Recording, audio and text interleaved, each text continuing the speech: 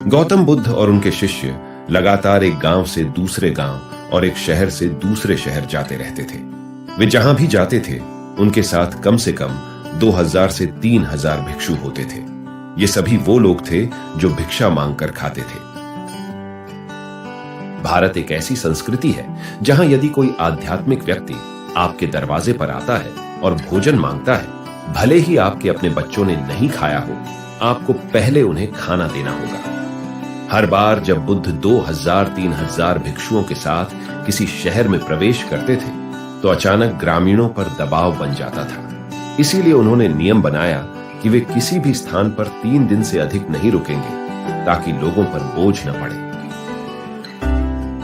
केवल मानसून के दौरान जंगलों के माध्यम से पैदल यात्रा करना बहुत कठिन होता था, क्योंकि भारतीय उपमहाद्वीप के उत्तरी और पूर्वी हिस्से में भारी बारिश होती है। जंगलों से होकर गुजरना जोखिम भरा होता और कई लोगों की जान चली जाती थी। इसलिए यह वह समय था जब वे एक बड़े शहर में रहते थे और कई घरों में फैले हुए थे। दिन के समय भिक्षु भिक्षा के लिए बाहर जाते थे।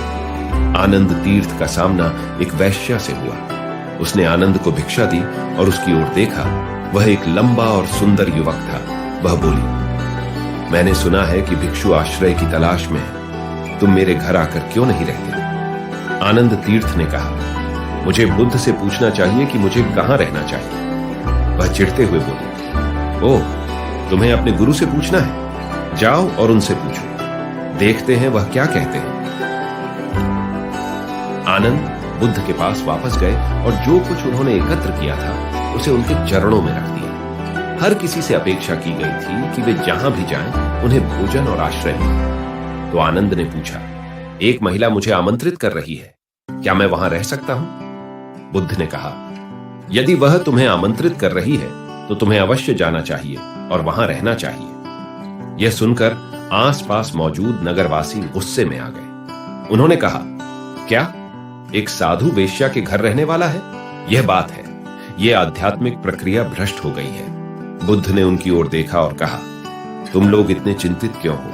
महिला उसे आमंत्रित कर रही है। अगर वह वहां रहेगा तो समस्या क्या है? लोग उठने लगे। बुद्ध ने कहा, रुको, मैं इस आध्यात्मिक रास्ते पर हूं क्योंकि यह जीने का सबसे कीमती और शक्तिशाली तरीका है। अब आप मुझसे कह रहे हैं कि उस महिला का प्रभाव मुझसे अधिक शक्तिशाली है और वह मेरे शिष्य को प्रभावित और भ्रष्ट कर सकती है। अगर यह सच है तो मुझे जाना चाहिए और उसके साथ जुड़ना चाहिए, क्योंकि एक सच्चे साधक के रूप में ऐसा ही होना चाहिए। यदि आपको कुछ बहुत बेहतर और अधिक प्रभावशाली लगता है तो आपको उसमें शामिल होना चाहिए। लोग असमंजस में थे और बहुत से लोग चले गए। आनंद उसके पास जाकर रहने लगा। बारिश की वजह से ठंड बढ़ गई। उसने केवल एक पतला वस्त्र पहना हुआ था, इसीलिए महिला ने उसे एक अच्छा रेशमी आवरण दिया। आनंद ने खुद को उससे ढक लिया। जब लोगों ने यह देखा तो उन्होंने इसे इस बात का प्रमाण समझा कि वह भटक रहा था। उसने आनंद के लिए अच्छा खाना बनाया। शाम को महिला ने आनंद लिए डांस किया। वह बड़े ध्यान से बैठा देखता रहा।